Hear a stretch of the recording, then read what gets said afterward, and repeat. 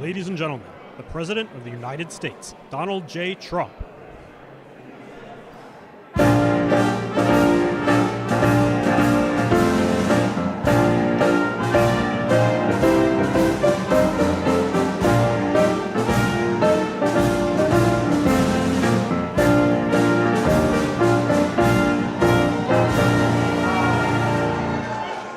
This is a nice full room. You know, we have a ballroom being built right now. So in about a year and a half, we'll be able to have about, I'd say, 10 times the number. We can invite some friends that couldn't make it today because, frankly, this was a sold-out crowd. Has been ever since I've been president. Every year it's been sold out. So a lot of great friends. Here's your knockout panel, okay, for those that are interested. See that curtain? You open that curtain, and it's a beautiful funnel right into the most beautiful ballroom. It's being built right now. So it's pretty, and they wanted it for 150 years. We're getting it done a lot. We're getting a lot of other things done, too. Well, I want to thank you all and welcome you to the White House on this very special occasion. It is indeed. I've been at every one of them, and we celebrate the 100th anniversary of Black History Month. That's a big deal. 100th. Wow, that's sort of special, the 100th. That's about, it's like 150 is good, but 200 is better, right? 100 is better. I want to begin by expressing our sadness at the passing of a person who I knew very well. Jesse was a piece of work, I want to tell you. He was a piece of work, but he was a good man. He was a real hero, and I just want to pay my highest respects to Reverend Jesse Jackson. He's a good man. He was actually, as you got to know him, he got better and better all the time. A lot of people, you get to know him, they get worse and worse. Jesse got better and better. But I knew him well long before becoming president, and he really was special with lots of personality, grit, and street smarts. You would say Jesse had serious street smarts, right?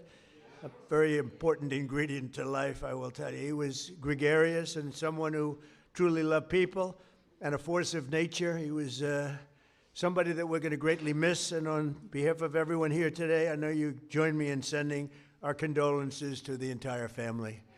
Got a great family. We're also honored to be joined this afternoon by many exceptional African-American leaders and patriots, including Secretary Scott Turner, recommended. Where is Scott? Where is Scott? Will you come up here, Scott? He was recommended by somebody who's very special to me, Ben Carson. Ben Carson. Where's Ben? Where's Ben? Come on up here, Ben. Come here. I got to get here. And his wonderful wife, Candy. Candy, I'm going to steal Ben for a second because, you know, Ben recommended Scott. And when Ben recommends somebody, I just do it. Did I make a good decision? Be careful. Don't fall, Ben. If you fall, that's the end. You can never recover from a fall. You know, you can make the greatest speech ever, but if you fall, my predecessor taught me that. So is Scott doing a good job, Ben? He's doing the best job ever. Come on, say that. I like that. You know, one of the reasons I was so high on Scott Turner is he was really the driving force behind the opportunity zones, which doesn't get nearly the attention that it should, but it was because President Trump realized that the best way to get things done is through public-private partnerships and have everybody with skin in the game, and it is working, as are all the other things that he's been recommending. And at some point, the mainstream media will recognize that you don't politicize everything. You open your eyes and your ears, and you look and you see what works, and you deal with that. But the best thing about Scott, he's got a lot of energy. You know, I'm an old man now. I'll be 75 on my next birthday. And I'm not like President Trump. He just goes forever. But no one else is like that. But Scott Turner, we call him the Energizer Bunny. and he is doing a fantastic job, and I want to congratulate all the people at HUD because most of them have come back and continued with what we were doing during the first Trump term, and it's fantastic. Thank you very much, Scott.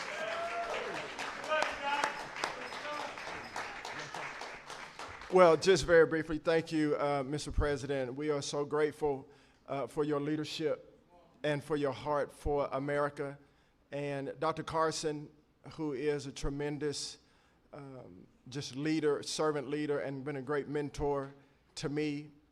And you know, I never thought that I would see the day where I'm standing between the president and Dr. Ben Carson. That's pretty cool. Yeah. And so I just want to say to everyone that's here, you know, as we celebrate this special day in not only Black history, but American history, this year that we've been here, you know, under President Trump, the Lord has been so gracious to us, and he's been faithful, and the president has been a tremendous leader in his work ethic, his heart for people. And when he says America first, he really does mean America first. Yeah. And so, and to be able to stand on the shoulders of Dr. Ben Carson and for the president to trust Dr. Carson at his word is truly humbling for me. And so to stand now as the servant leader and the secretary of HUD, I'm grateful to the Lord, I'm grateful to the president and Dr. Carson, and I promise you we will continue to do good work and to make not just housing affordable and everybody achieve the American dream, but really to bring transformation. And so that those that are in our country who depend on subsidies and this, that, and the other will get off of that and live a life of self-sustainability. So God bless y'all. Thank you, Ben. Thank you. And Ben mentioned opportunity zones. We did that, and I want to thank Tim Scott because he really, it was his baby. That was his baby, and he did a great job with it. We appreciate it. And again, Candy, thank you very much for being here. Special woman. Ben's getting the Presidential Medal of Freedom. That's the biggest, it's the highest award you can have outside of the Congressional Medal of Honor. But it's better because, you know, a lot of people get the Congressional Medal of Honor, they're not around. You get them, they're not around. Whereas we don't have to go that far, generally speaking. But it's the highest award, civilian. And then you have the matching is the Congressional Medal of Honor, both tremendous. So Ben, I'll be seeing you back here pretty soon, I think, and you're going to get the award. You'll probably fill up this room. I said, we'll do it in the Oval Office. He said, sir, it's not big enough. I said, what? So we're going to do it right here, okay? And we love it. I'd like to also thank senior counsel to the Assistant Attorney General. He's a fantastic man. He's been my friend for a long time, Leo Terrell. There's no better. We have time, right? Do we have time? Yes? Anybody have to go? Like, come on up here, Leo. Get up here. This guy, he says it like it is. I like Leo. Come here, Leo. Look at you. Spry. 2.0. Leo 2.0. Let me just thank you very much, Mr. President. First of all, we are living under the administration of the greatest president in our lifetime. And we have the hottest country in our lifetime. And I want to make sure the mainstream media knows this because you represent the people who basically counter what the mainstream media has done. President Trump was the president who fully funded historically black colleges and universities. President Trump took the lead and performed criminal justice reform. President Trump made sure that we had opportunity zones. Let me close by saying this. This country is at a crossroads, and we have the right president at the right time. And if you want school choice, like I know you do, President Trump wants it. If you want a law and order society and secure border, President Trump wants that. And more importantly, I say this because this is the greatest country on the planet. American citizens should decide American election. Vote for the SAVE Act. Thank you. Leo 2.0. We love We love Leo. Thank you, Leo. That was very good. Yeah, 4 more years.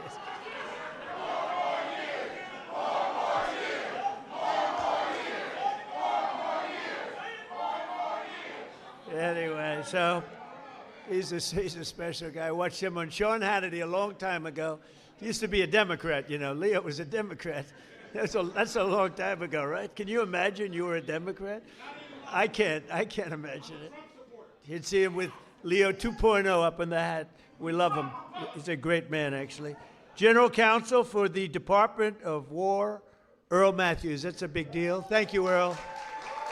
Thank you very much. I see Johnny over there with a great book. How is the book doing? Good? What a great person you are. Great book. White House Pardon Czar. This is a big job.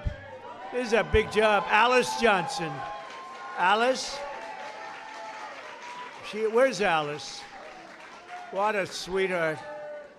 I met Alice and she was incarcerated for what some people would say today is not even a fine, right, Alice? It's not even a fine. And I said, how long has she been in jail? 22 years. I said, 22 years. And right, Alice? And come on up here, Alice. Come on up. I said, 22 years, and she was on a phone call. This was over a phone call. I know about fake phone calls too, Alice, you know, remember? They tried to get me in a fake phone call. But Alice was in jail for like 22 years. I said, how many years does she have left? 28. I said, 28 years left. And I said it, and I mean, she admitted she made a little mistake, but it was not the kind of a mistake that you serve 50 years in jail for. Like maybe a couple of months, maybe less than that. And I said, this is the most unfair. And then when I met her, I fell in love. My wife was very upset with it. Our great First Lady did not like that, Scott. She didn't like it, but Alice is great. And say a couple of words. It was so ridiculous. 22 years, she had 28 left. And I said, let's get her the hell out. And we got her out. We did a commute. And then when I got to know her, she was so high quality. I said, full pardon. So she's cleaner than anybody in this room, even than my friend right here. She's cleaner. Because of that, she's cleaner than anybody in this room.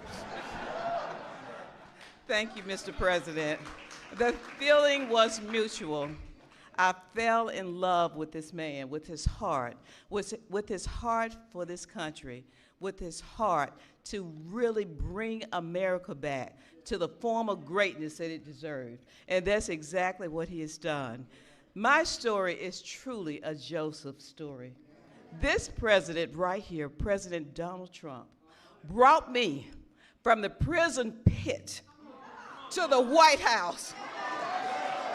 Only in America could there be a story like my story. And President Trump is the only president who would have had the courage to bring someone like me, someone who received a second chance, but who knows more than someone who has sit among the captives, than someone who has been in captivity themselves. I did not get comfortable in my own freedom, but I went back. As Harriet Tubman said she did, she went back to draw many others into freedom. And President Trump has listened to those recommendations. There's so much more to come, because when you see me, you see a miracle. You see hope. You see second chances. And you see someone who is willing to roll up their sleeves and do the work, do the hard work to help individuals gain their freedom. President Trump did something historic in his first term. He signed the First Step Act into law. And for that, over 40,000, and that number is low, over 40,000 individuals have come home to their families early. And you know, many, many, many of those were Black Americans who had no hope. This president right here, as you look out upon this sea of Black Americans, this president hears you. This president cares for you. Don't let anyone tell you that this president right here, Donald Trump, is not for Black America, because he is. I'm standing here today as a testament to how he feels about Black Americans. There has never been a position like this. I don't know if there ever will be before, but I worked with him in his first term, and I'm proud to now officially have the title to make it happen. Let's get real with the realness. Let's get behind President Trump, who truly has turned our nation around and made us the envy of every country in the world. Thank you, Mr. President, and thank you, God, for recognizing and raising up this man to be the leader of the free world. I love you.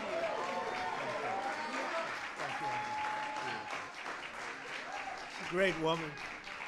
You know, when I was looking for a pardon person, like a pardon czar, they gave me somebody from Harvard, somebody from Yale, somebody from Princeton, somebody from Penn, somebody from Stanford. And I said, do you know anything about it? Well, we can learn. You know, they can learn. And when I met Alice, I said, she's better than these people. And she's done a fantastic job. You know, I said to Alice, I said, so I'm looking for people like you to let out. How many people are there like you? She said, many. I said, many? In jail. Think of it, 22 years she was in jail, and she had 28 years to go on a phone call. You admit you did a little something wrong, right? But it was like, okay, it wasn't 50 years. Even if you said 6 months, today it would be probably nothing. But even if you said some little time, but I said, I'm looking for other people like you. How many are there? Many. Then I was worried, I said, well, maybe she's going to say everybody should be let out. We're not a believer in that. I said, so Alice, are there people that shouldn't be? You met a lot of people, right? Are there people that shouldn't be let out? Absolutely. Then I felt better. Because there's some bad ones in there too, right? But you are fantastic, and you've been great and so respected all over the country, all over the world, in a sense. You've become a very big story. Thank you very much, Alice. I appreciate it. And we have Lynn Patton. Lynn, thank you. You've been such a help. And Kelly Mitchell, thank you, Kelly. Thank you. Where's Kelly? Thank you, Kelly. And we have Dr. Alvida King. Thank you, darling. Thank you. You've been with me from day one, right? From day one, she's been there. She's been fighting for me, and I fight for her. I don't have to do too much fighting for her. She takes care of herself. Thank you. Thank you. We can say Merry Christmas is right. Thank you. Thank you for all that support for years, right? Even before Alice, a long time, years before Alice, right? Thank you, darling. Corinne Rankin, thank you very much. Thank you very much. Thank you, Corinne. And Deontay Johnson, thank you. And a man who's been with me for a long time, and he's never asked me for a thing. Bruce, thank you very much.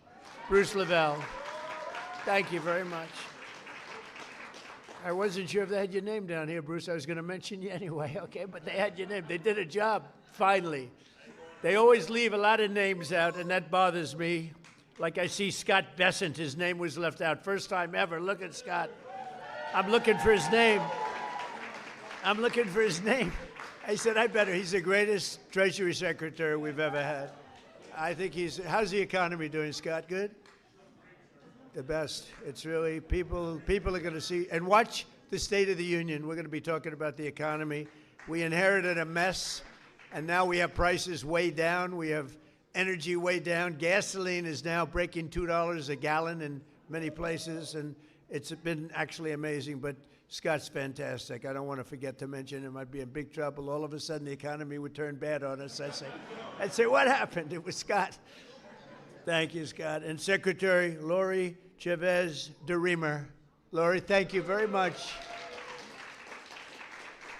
Secretary of Labor, Assistant Attorney General Harmeet Diller. How are you doing? How are you doing with Harvard?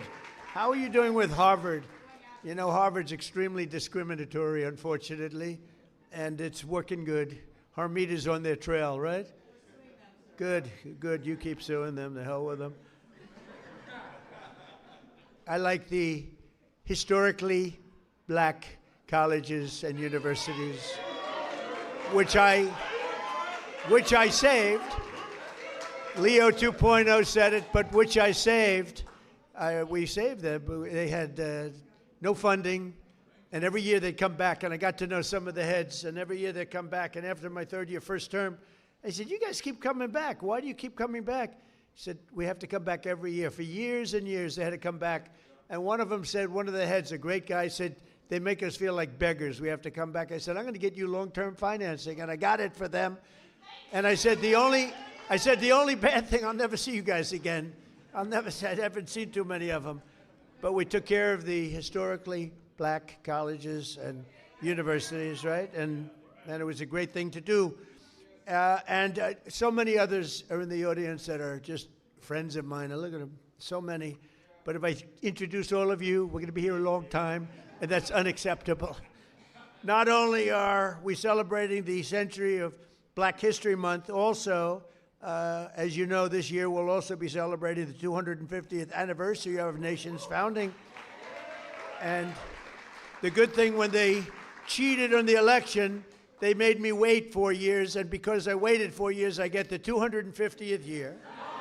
I get the Olympics, which I was the one that got it, and I get the World Cup.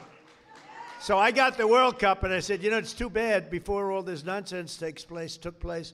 I said, it's too bad. I got the World Cup to come here. Johnny, another Johnny, we got the World Cup. It was fantastic, the head of it, one of the great people. And I said, the only bad part is I won't be in office because my 4 years will be up. This would have been the more traditional route. And then they cheated on the election, and I said, now we won by so much. We won by millions of votes, but they cheated. It was during a COVID period, and they cheated. And we did it again, and we made it too big to rig. And by doing that, I ended up getting the Olympics. Because we were responsible for both of them. And we're going to have a great year, but we're going to have a great 3 years. We're going to have hopefully we're going to have a great century, because that's ultimately what it's about. We'll get it started. But as we honor America's 250, and I can't say that I got the 250. I tried doing that a couple of times, Bruce. I said, I got the Olympics, I got the World Cup, and I got the 250th year. They said, you didn't do that. I said, you're right about that. I didn't do 250. We happened to be here at the right time. That's all that was. But we thank God for the strength and courage and grit and devotion of black Americans who have helped make America the most powerful country in the history of the world we now have. And you saw that with our attack a few weeks ago on Venezuela. We have the greatest military in the world. We make the greatest equipment in the world. There's nobody even close. Nearly 10,000 African Americans fought for the patriot cause in the Revolutionary War. Did you know that? 10,000, and it's actually a number even, I've heard even higher than that, helping secure our independence in every generation since, from the Buffalo Soldiers to the Tuskegee Airmen. Black Americans have stepped forward to defend the flag and to defend our country like few others, really, like few others. And you've never really been given the recognition that you should get for that. You know that, Ben? I don't think a lot of people have given the kind of recognition, but everyone knows all about the Tuskegee Airmen. They were great and amazing. The Buffalo Soldiers, do you know the Buffalo Soldiers? Good stuff, right? From jazz to the blues, that you know, that you do get recognition for.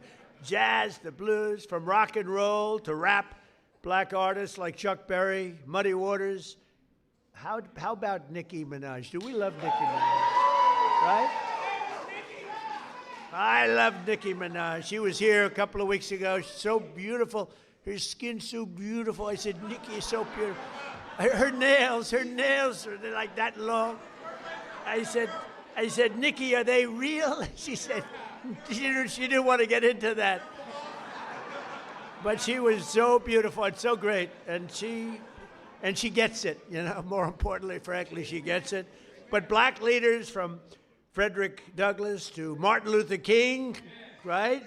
Little relative over here, have made our country freer, and really what they've really done is made life more just.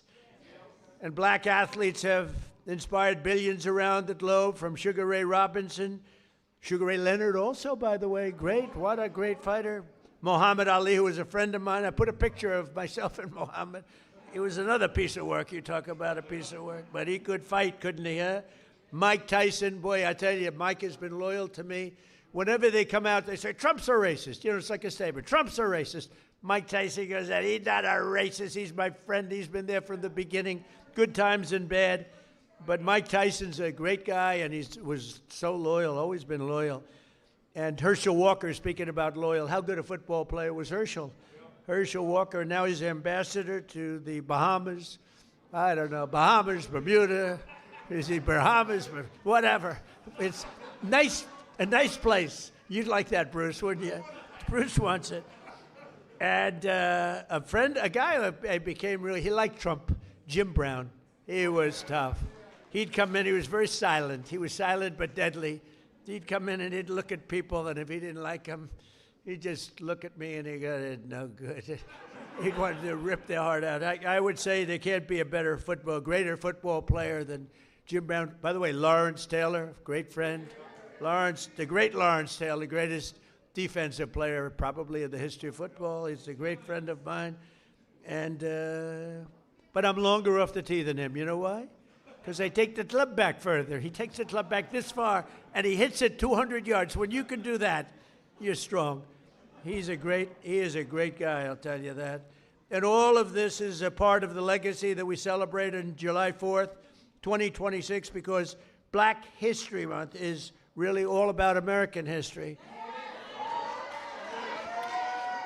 And this is a big year. This is a big year for you. During my first term, I was honored to deliver unprecedented victories for Black Americans and all Americans, frankly, but Black Americans I single-handedly secured record long-term funding for. I told you, the historically Black colleges and universities. I created nearly 9,000 opportunity zones with our great secretary, and also I think we have to do, as I said before, Tim Scott really, he came to me with that idea, and we put it into use, right, Scott?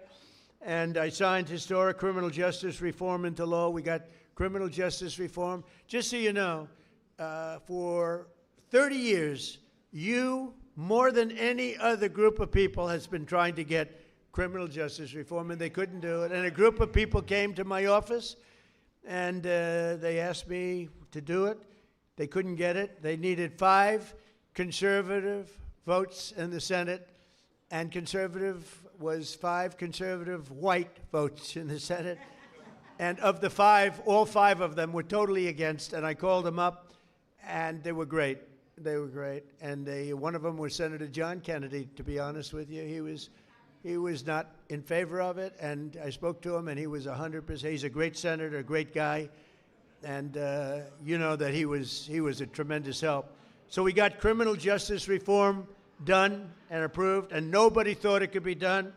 And it's no wonder that in 2024 we won more African-American votes than any Republican presidential candidate in history. And just over 1 year ago, we had a dead country. We were a dead country. Scott just said it. We were dead as a doornail. We had an idiot as a president. We had a man that was not a president. Number one, he didn't win the election. He was not a president. Yeah, right. He was a real beauty, wasn't he? He allowed 25 million people into our country. Many of them should not have been here. And we've done. Now we have, by the way, we went from the worst border in history to the best, by far, the best border in history. But I had the support of many people, Bruce. I had the support of many people in this room, and we've got right now the hottest country anywhere in the world. King of Saudi Arabia told me that. He said, you were a dead country a year and a half ago. Now you're the hottest country. We're the hottest country right now anywhere in the world. And you're a big part of it. And you're a big beneficiary. I tell you what, take a look at your 401ks. Has anybody got a 401k that's lower than it was? Better put your hand down. Lower than it was a year ago? They're double. I mean, they are through the roof. The stock market has hit 53 all-time record highs since the election. And earlier this month, the Dow Jones Industrial Average rose above 50,000 for the first time ever, right, Scott?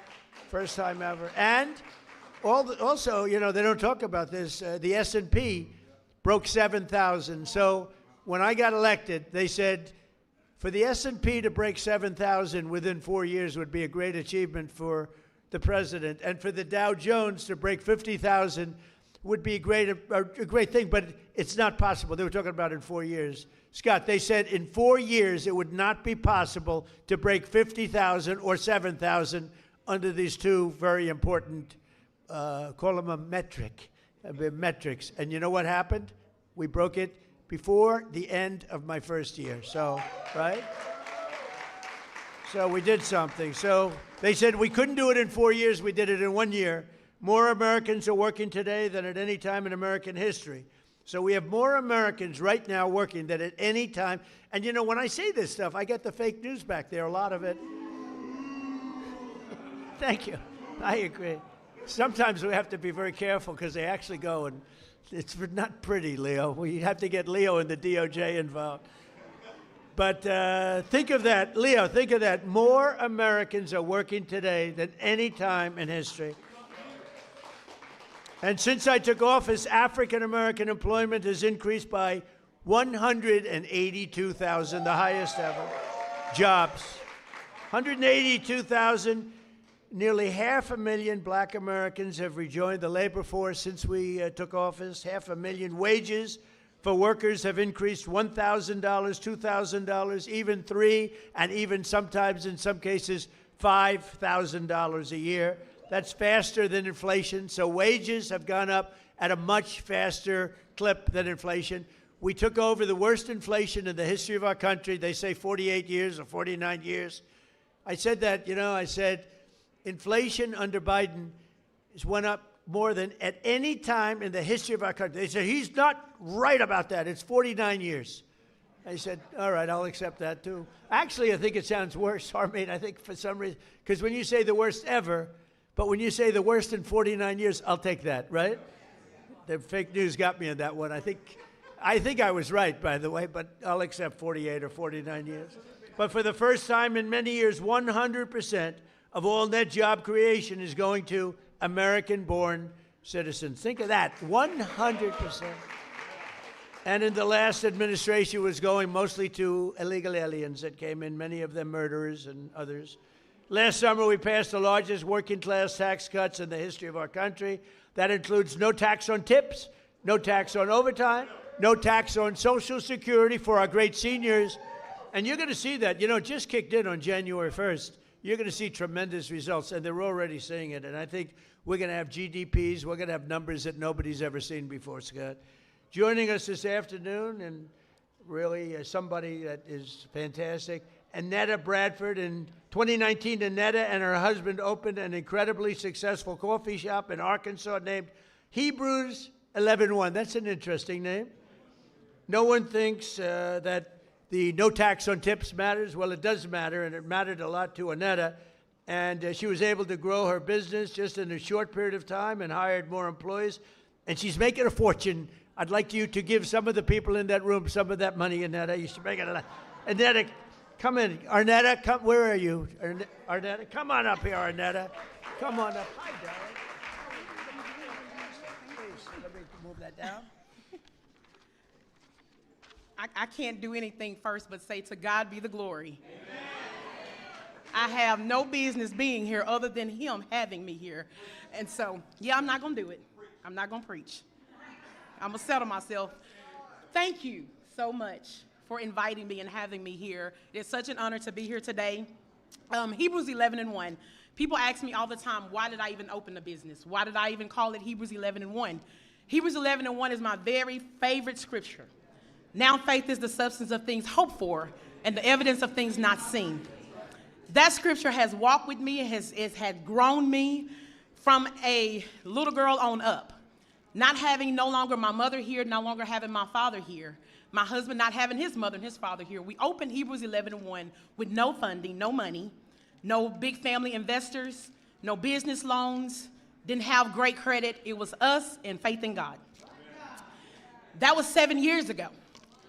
But I ran that business with just myself and one employee. Then here comes no tax on tips. I was able to hire 7 more employees just by what she did. Not only that, I was able to open a second location on our college campus. Things are just going off simply because having now faith. And so I love the fact of that scripture. Now, I say all of that I'm trying to stick to my little written down thing that I wrote. I don't know how to do that so well. But as a small business owner, I understand how critical support is. I understand that you have to have the right people that make the right policies for us as small business owners. So no tax on tips has been an extreme blessing for me and my business. Not just mine, but I know so many people across the country. I know a lot of us don't want to talk about the good part of it. We only want to share the negative, but I'm here today to tell you you've done a great thing. Thank you for just loving on us and showing us that even in small town Hope, Arkansas, and I have got to say this, I have the best governor in the world. I don't only just call Sarah my friend, I call her my sister. And so that's why I am here today to just tell you that no tax on tips has been an amazing blessing for me. President Trump has been an amazing blessing for me. And at the end of the day, Jesus has been an amazing blessing for me. I love you guys and thank you so much because I am a youth pastor, but I will not preach on today. I love y'all. Thank you so much. Thank you. Good job. Good job, huh? So thank you very much, Arnetta. And we can't provide opportunity for the next generation if we do not also have a thing called law and order. We need law and order. You know, Washington, D.C. is amazing. It was a crime capital. It was a horror show. A year ago, it was really dangerous, and now it's one of the safest cities anywhere in the country. And we're in Memphis, Tennessee now, where it's like a different world. In 4 months, we've made it safe. We're in Louisiana, as you know. We're in lots of other places, and we have the lowest crime numbers that we've had in many years. We have the lowest murder numbers in 125 years, since 1900. And that's despite the fact that a lot of people are here, but those people have been taken out. Lots of them have been taken out. That's why we stopped the invasion at the southern border. And just 1 year ago, and think of this, 1 year ago, we had the absolute worst border that we've ever had, and now we have the safest border that we've ever had. So it's going to be really something. 125 years ago, that's before my father was born. I had a wonderful father, but that was before. So we have, murders are down from 125 years. We had the best numbers. When you think about it, that's pretty incredible. And those numbers are made up by Democrats. Can you believe it? They don't want to give me those numbers. They can add a couple of people here and there. But I've also deployed the National Guard to bring back safety to Memphis and to New Orleans and Washington. And the National Guard has been incredible, and people are safe. In the case of Washington, the restaurants were all closing up. People were getting really badly hurt and killed, frankly, many people killed. And now you can walk down the street and you have nothing to fear. We have one of the safest cities in the world, and it happened very fast, Bruce. One of those who knows the importance of this mission is Felicia Cook, a lifelong Washingtonian who tragically lost her grandson to violence in 2017. Felicia, we're so sorry, and you are a spectacular person. If you could say a few words, please. Thank you very much. Yes, come on. Oh, yeah. Oh, help her up. We don't want any mistakes. Come on in. Thank you. Yes, you can. Thank you. That's so nice. I like her. Please. I like him too. One thing I like about him, he keeps it real, just like Grandma. I appreciate that because I can trust him because he tells exactly how he feels and what he thinks. Thank God for this president. I am filled, my cup runneth over. Because he allowed his constituents, his people, to come to my house to interview me, to talk about the murder of my grandson. It seemed like nobody cared. I'm an advocate for murder. I marched, I rallied, I pulled out other families in the District of Columbia that had murders and did not have answers. Ooh. We marched and we rallied, and nobody heard me, Democrats. Get mad at me. until this Republican sent his constituents, his people out there to interview me in my home. Have you ever heard of a thing? Then they invited me twice before Congress to testify for the beautiful bill that's going to change crime in the district. If you kill somebody, okay, you take a life, you do life. Just that simple. If you do a harsh crime, you do harsh time. Just that simple. And then we need National Guard, and which we did years ago. He brought it on. I love him. I don't want to hear nothing you got to say about that racist stuff. And don't be looking at me on the news, hating on me because I'm standing up for somebody that deserves to be standing up for. Get off the man's back. Let him do his job. He's doing the right thing. Back up off of him. And Grandma said it.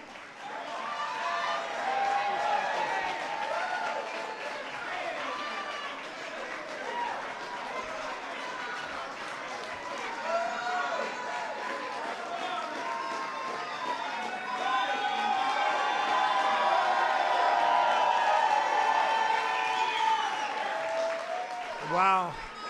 That's pretty good. When is she running for office? Felicia, when are you running for office, please? You have my endorsement. You have my endorsement, Felicia. Thank you, darling. That's great. What a great, and it's from the heart. Your little baby, right, was just so horribly taken from you. Under the Trump administration, we believe that no community should be abandoned to the scourge of violent crime, and we're saving thousands and thousands of lives in many cities. And frankly, if these radical left lunatic Democrats would come and say, please help us, please, we'd stop crimes all over the place. And we're doing it in a lot of cities. Sometimes we have to force ourselves upon them because they're so bad.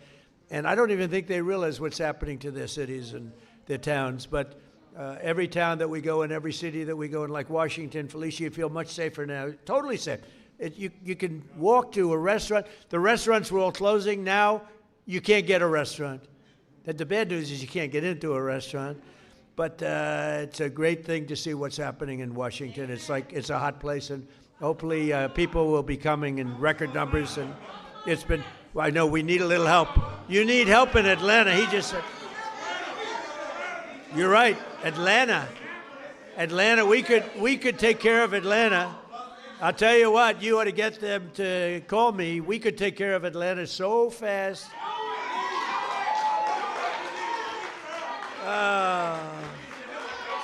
They don't want to call. They don't want to call because they don't want to admit it, and they'll never fix it themselves.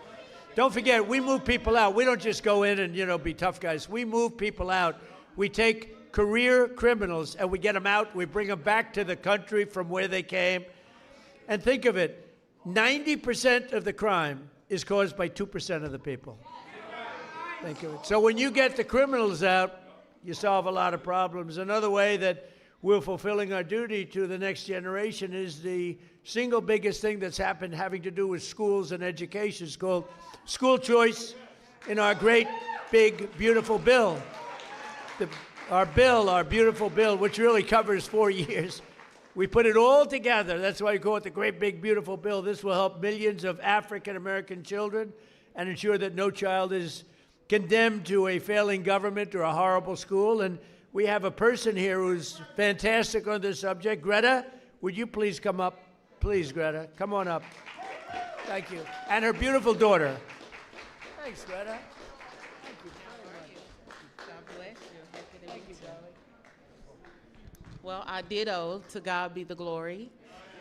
And we're grateful for our president. He's doing some tremendous work. And I want to remind those that don't know that this was prophesied. So you weren't supposed to have the second term when it came about. This is your season. And God said that it was going to be rough the first 2 years and that things were going to happen, but then the last 2 years are going to be great. Well, I hope and so. yes, you're going to do some tremendous things. And so for that, we thank you. On behalf of all the mothers all around the world, I'm from Texas. I live in a zip code that I didn't have an opportunity to have a choice to go to school. And so when I raised my children, I wanted a better opportunity for them. And I'm so grateful to ACE scholarships and all the doors that the president is opening for education. My son was in a school that he didn't have any voice, and he found drugs in school, and he died. And so I'm here today to just show my appreciation for all the moms around the world. We have a choice now. This choice is so important to mothers. I have a child that, because I had a choice, she's in private school. She's thriving. She's thriving. She's going to be an anesthesiology nurse, and she's doing great. And ACE scholarships was a big part of that. Changing education changes everything. Thank you, sweetheart. Changing education changes everything. In my zip code, it feels like we were locked in a cage, and being locked in a cage and can't get out. And because of all of the things that you're doing for education, now we can get out and soar. Our children can have a chance to be prosperous, just like other children. And I thank you for that. This is a great opportunity. So on behalf of all the mothers all around the world, I stand here and I give you your flowers while you can still get them. Thank you. Thank you. I appreciate you. Give me a hand. Thank you, sweetheart. And this is your. Look how beautiful. What a beautiful thing. Thank you. Wow, so nice. Thank you very much. Thanks, Greta. So we're calling it end, and I just want to say this is an honor to be here. We celebrate Black History Month. We honor the memory of those who came before us by continuing their legacy and fighting for an American that's really an America that's safe and strong and prosperous. We now have a country that's bigger, better, greater than ever before. I want to thank all my secretaries and all of the people that came here. Our military leaders are here. We have a lot of people that are here, and I want to thank you all. But this is a very special group of people. So happy Black History Month, happy Black History Year, and happy Black History Century. Thank you all. Thank you, Bruce. Thank you. Thank you very much, everybody.